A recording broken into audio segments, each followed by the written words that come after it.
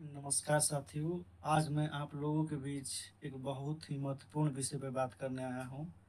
बात ये है कि मादरचोद हम लोग का देश जा कहाँ रहा है। सबसे पहले हम लोग को ये समझना होगा, अगर हम मोदी के खिलाफ बोल देते हैं तो हम एंटी हिंदू हो जाते हैं। अगर मोदी के पक्ष में बोल देते हैं तो गोदी मीडिया हो जाते हैं, या तमाम तरह का अंधभक्त गोबर भक्त आदमी बोलने लगता है। आखिर क्यों?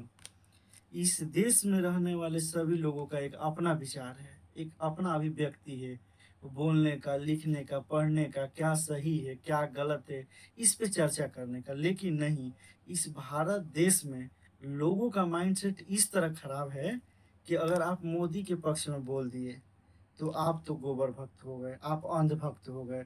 अगर मोदी के विरोध में बोल दिए तो आपको डायरेक्ट जो मोदी के सपोर्टर हैं वो आपको गाली देंगे और बहुत तरह के बात बोलेंगे। आपको एंटी हिंदू, कभी कभी तो आपको एंटी नेशनल भी बोल देंगे। क्यों? आखिर क्यों? अगर इस देश में हम जन्मे हैं तो इस देश के पॉलिटिकल दल जितना भी है, किसी का कुछ गलती होता है, किसी का सही होता है।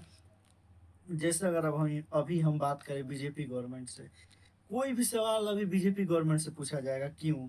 क्योंकि बीजेपी गवर्नमेंट इस देश में सरकार में 14 साल से, मेरा एज 22 हो रहा है, मैं 14 साल पहले कितना बच्चा था कि मैं कांग्रेस से सवाल पूछ सकता।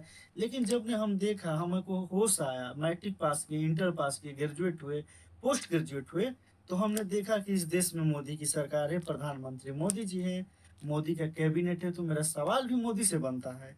इसके लिए आप हमको एंटी नेशनल कहिए या कुछ और कहिए, हम इस देश से पूछना चाहते हैं, इस देश के लोगों से पूछना चाहते हैं कि मोदी गवर्नमेंट को क्या 100 में से आप कितना नंबर दीजिएगा, कैसे उसका इवेल्युएशन कीजिएगा? इसका कोई उपाय नहीं है। क्योंकि इस देश में जो रेल मंत्री है उनसे रेल दुर्घटना नहीं रोका जाता है, जो शिक्षा मंत्री थे उनको पेपर लीक नहीं रोका जाता है, जिस कारण वो इस्तीफा दे दिए। जो गृह मंत्री है उनसे इस भारत का सुरक्षा नहीं हो रहा है कि पुलवामा के हमले के बाद उसी तरह का पुलवामा 2.0 कह सकते हैं, एक ऐसी घटना घट गई है कि कुछ लोगों द्वारा, कुछ आतंकवादियों द्वारा, लोग नहीं उसको आतंकवादी बोलिएगा, कुछ आतंकवादियों द्वारा फिर जम्मू कश्मीर में लोगों को धर्म पूछ के गोली मार दिया गया। बशर्ते उस समय आंकड़ा बहुत ज्यादा था, इस समय आंकड़ा सिर्फ 2 है। तो आंकड़ा का अंतर, बाकी सब सेम है। तो मैं लोगों से पूछना चाहता हूँ कि सवाल हम किससे पूछें? इस देश में जो नितिन गडकरी हैं, परिवहन मंत्री हैं, वो इथेनॉल घोटाला कर रहे हैं। वो अपने बेटे के फायदा पहुंचाने के लिए लोगों के गाड़ियों को खराब कर रहे हैं, लोगों के गाड़ियों पे एक्सपीरियंस कर रहे हैं, एक्सपेरिमेंट कर रहे हैं। आखिर क्यों? तो हम सवाल भी तो इन्हीं से पूछेंगे। लेकिन इनसे जब सवाल पूछते हैं तो हमारे कमेंट बॉक्स गाली से भरा रहता है। आखिर क्यों?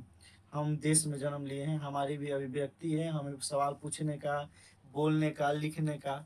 तो लोगों द्वारा हम पे क्यों आरोप लगाया जाता है कि हम एंटी नेशनल है तो एंटी हिंदू हैं? अगर मोदी के खिलाफ लिख दे तो गोबर भक्त, अंधभक्त, 50 तरह की बातें बोला जाता है। तो मैं आज इस वीडियो के माध्यम से सिर्फ आप लोगों से यही जानने के लिए आया हूँ कि क्या एक इंसान को अपने अभिव्यक्ति की आज़ादी है कि नहीं। अगर है तो आप लोग जब कमेंट कीजिए तो थोड़ा सोच समझ के कीजिए, क्योंकि एक आपका कमेंट है, वो आपके कमेंट के पीछे आपके माँ बाप का संस्कार बता देता है, परवरिश बता देता है कि आपका संस्कार कैसा मिला, आपको परवरिश कैसी हुई है। तो मैं लोगों से निवेदन करना चाहता हूँ कि अगर सवाल हम मोदी से पूछते हैं तो आप हमको एंटी नेशनल नहीं बोलिए, एंटी नेशनल नहीं बोलिए, हमको राहुल गांधी का सपोर्टर नहीं बोलिए। क्यों? क्योंकि इस देश में जब से हम जन्मे हैं, उस जब से हमको होश आया है सही गलत में क्या डिफरेंस होता है ये मालूम चला है, तब से इस देश का प्रधानमंत्री मोदी जी हैं। उनके कैबिनेट के अंदर हम लोग सब लोग रह रहे हैं। हालांकि बहुत ठीक भी, बहुत कुछ काम ठीक करे मोदी जी, लेकिन मोदी जी का कुछ काम बहुत ही खराब है, बहुत ही घटिया है। जैसे शिक्षा व्यवस्था पे काम करते, चिकित्सा पे काम करते हैं मोदी जी, वो पूरी तरह से फ्लॉप किए हैं। एजुकेशन, 2 करोड़ रोजगार देने के लिए मोदी जी इस देश में चुनाव में आए थे। उनका मैनिफेस्टो था कि हर साल 2 करोड़ रोजगार देंगे, लेकिन 14 साल हो गया, 14 साल में मोदी जी एक रोजगार नहीं दिए। आखिर क्यों? कुछ लोग अब इस सवाल का, बहुत लोग इवेल्युएशन करेंगे और मेरे कमेंट बॉक्स में हमको गाली देंगे। तो आपके गाली से हम डरने वाले नहीं हैं, क्योंकि अगर हम समझ चुके हैं कि इस देश में कितना अंधभक्त भरे हैं और कितना राहुल भक्त भरे हैं, जो किसी चीज को सही गलत परखे बिना आप हमको गाली दे सकते हैं। तो मैं आपके गाली का के लिए शुक्रगुजार करता हूँ कि आपने गाली दिया है। इससे हम समझ गए कि आपका परवरिश कैसा हुआ है, आपको संस्कार कैसा मिला है। बाकी जैसा आपको लगे, इस हम क्या सही बोले, क्या गलत बोले, कुछ गलत बोले हों तो उसके लिए माफ़ी चाहते हैं। और जो आपका प्रतिक्रिया है कृपया करके कमेंट बॉक्स में डालिएगा कि हम इन दोनों पार्टियों के खिलाफ बोले या नहीं बोले। नमस्कार।